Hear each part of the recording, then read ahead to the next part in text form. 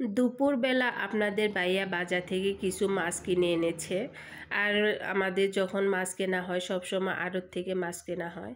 আর আড়ত থেকে মাছ কিনলে দেখা যায় অল্প মাছ আনা যায় না, মাছ কিনলে অনেক বেশি করে আনা হয়। তো হ্যালো এভরিওয়ান, আসসালামু আলাইকুম। সবাই কেমন আছেন? আশা করি সবাই ভালো আছেন। আলহামদুলিল্লাহ আমরাও ভালো আছি। এখানে মা সমস্ত মাছ কাটাকাটি করে নিয়ে এখন বক্স করে নিতেছে। তো আমাদের মাছগুলো ফ্রিজের ভিতরে এরকম বক্সের ভিতরে রাখা হয় যাতে ফ্রিজটা নষ্ট হয় না, মাছগুলো অনেক ভালো থাকে। তো মাছগুলো কাটাকাটি শেষ করতে করতে প্রায় বিকাল হয়ে গিয়েছিল, যেহেতু অনেকগুলো মাছ মা একা কাটছে। তো আমি যখন সুস্থ ছিলাম তখন মাছগুলো আমি কাটতাম। এখন অসুস্থ হওয়ার পর থেকে বসে থেকে খুব বেশি কাজ একটা করতে পারি না। তো অনেক কষ্ট হয়েছে মার মাছগুলো কাটতে, তারপরেও কষ্ট করে কেটে নিয়েছে। তো ওখান থেকে কিছু মাছ দিয়েছে রান্না করার জন্য। তো আমি বিকেলবেলায় রান্নাটা করে নিচ্ছি রাতের জন্য।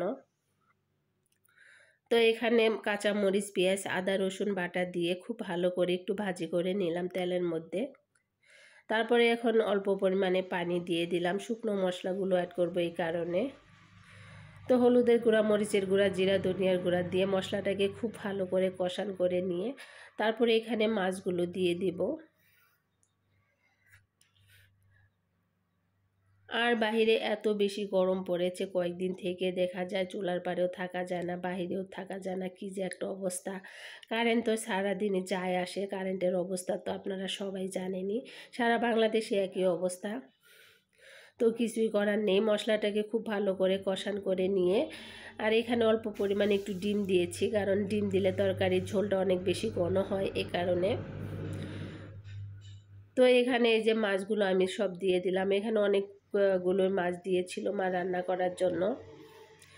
তো মাছটাকে খুব ভালো করে এখন মশলার সাথে মিশিয়ে নেব, নিয়ে এটাকে আমি খুব ভালো করে কষান করে নেব।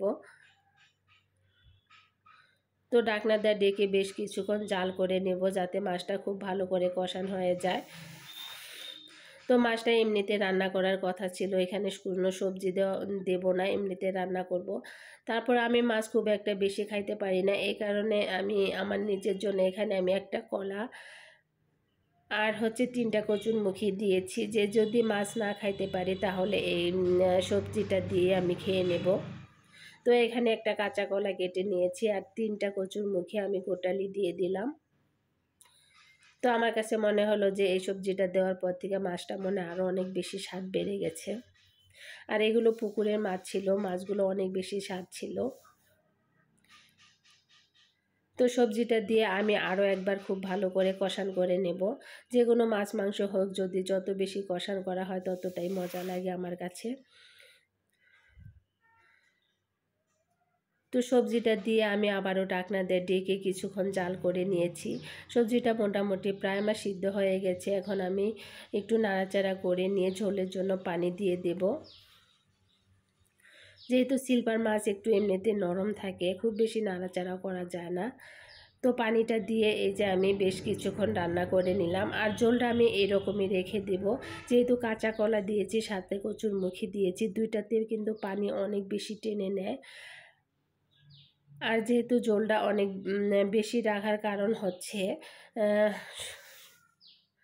সবজি দিয়েছি এই কারণে, কারণ সবজিটার থেকে ঝোলটা অনেক বেশি টেনে নেবে। তো ভিডিওটা যে পর্যন্তই, সবাই ভালো থাকবেন। আল্লাহ হাফেজ।